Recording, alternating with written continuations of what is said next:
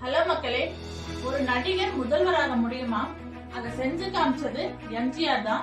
MG Ramachandran top hero to top politician. எப்படி இந்த transformation பண்ணாரு, அதுக்கு என்னெல்லாம் கஷ்டப்பட்டாருன்னு இந்த வீடியோல பார்க்கலாம்.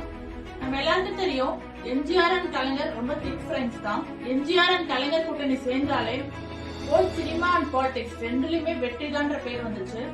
அந்த அளவு பாண்டிங்கா இருந்தாங்க. 25 years ஆஃப் ஃப்ரெண்ட்ஷிப் எப்படி பகையாச்சு? 20 வருஷமா கட்சியில் இருந்தவர் ஏன் அந்த கட்சியை எதிர்த்து அவர் தனி கட்சி ஆரம்பிச்சாரு? இந்த மாதிரி நிறைய சுவாரஸ்யமான விஷயங்கள் இந்த வீடியோல பார்க்கலாம். 1930s ஃபர்ஸ்ட் எம்ஜிஆருக்கு காங்கிரஸ் மேலதான் ஒரு ஈடுபாடு இருந்துச்சு.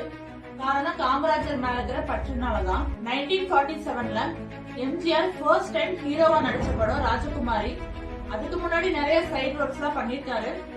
அதே படத்துலதான் கலைஞரும் ஃபர்ஸ்ட் டைம் டயலாக் ரைட்டரா இன்ட்ரோடியூஸ் ஆனாரு. சோ அங்கிருந்துதான் அவங்க ரெண்டு பேர்த்தோட ஃப்ரெண்ட்ஷிப்பும் ஸ்டார்ட் ஆகுது. நெக்ஸ்ட் 1953ல எம்ஜிஆர் தன்னோட அரசியல் வாழ்க்கையில அடியெடுத்து வைக்கிறாரு. அப்ப திராவிட கட்சியோட தலைமையில் இருந்தவர் அறிஞர் அண்ணாதுரை. அண்ணா மேல உள்ள ஈர்ப்பாலும் கலைஞர் மூலமாவும் டிஎம்கே கட்சியில ஒரு மெம்பர் ஆனாரு. அடுத்தடுத்து எம்ஜிஆர் நடிச்ச படங்கள் எல்லாம் திராவிட கருத்துக்கள் பேச ஸ்டார்ட் பண்ணிட்டாரு. அதன் மூலமா தன்னோட அரசியல் நிலைப்பாட்டை மக்கள் மத்தியில கொண்டு போய் சேர்த்துட்டாங்க. சோ கலைஞரும் எம்ஜிஆரும் சேர்ந்தாலே அந்த படம் வெற்றிதான்னு மக்கள் சொல்ல ஆரம்பிச்சிட்டாங்க. அடிக்கடி எம்ஜிஆர் நிறைய மேடை பேச்சுகள்ல கலந்துகிட்டு பெரியார் மற்றும் அண்ணா வழி பின்பற்றுவேன்னு உறுதிமொழி எடுத்துக்கிட்டாரு. அப்பயே எம்ஜிஆர் மக்களுக்கு நிறைய தானம் தர்மம் செய்வாங்க. அதனால கலைஞர் அவருக்கு புரட்சி கலைஞர்ன்ற பட்டமும் கொடுத்தாங்க.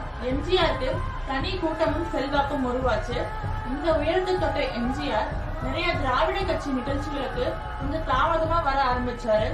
உடனே மக்கள் எல்லாம் தலைவர்கள் பேசுறத கேட்காம எம்ஜிஆர் கிட்ட போய் தேனீக்கள் மாதிரி மொய்ப்பாங்க. இது திராவிட கட்சி தலைவர்களுக்கு எரிச்சலை உண்டாக்குச்சு, அண்ணாவை தவிர.